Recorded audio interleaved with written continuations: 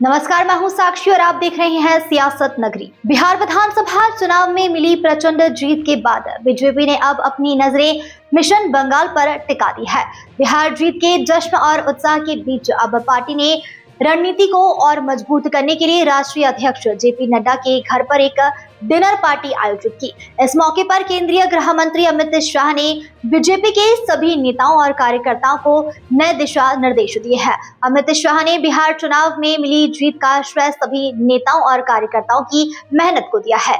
उन्होंने साफ शब्दों में कहा है कि चुनाव में एक भी प्रतिशत का योगदान भी महत्वपूर्ण होता है, लेकिन कोई भी नेता यह नहीं समझे कि यह जीत सिर्फ उनकी वजह से मिली है।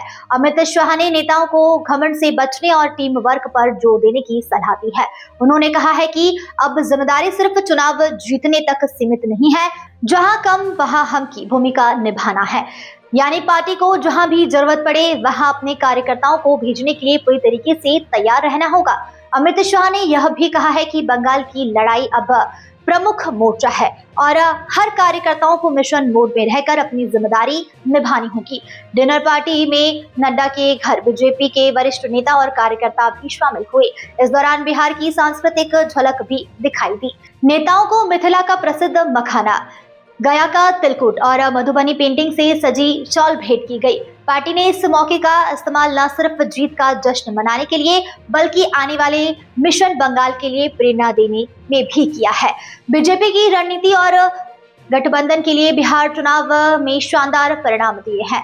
एनडीए के मुख्य घटक दल बीजेपी और जदयू ने मिलकर 101 सीट हासिल की है। इस गठबंधन में 200 पार की जीत दर्ज की और विधानसभा में 3/4 बहुमत बना लिया। बता दें कि भाजपा ने 2020 की 74 सीटों में से बढ़कर 89 सीटों पर जीत दर्ज की है, जबकि जदयू ने 43 से बढ़कर 85 सीट जीती है। विपक्षी दलों की स्थिति काफी कमजोर रही है।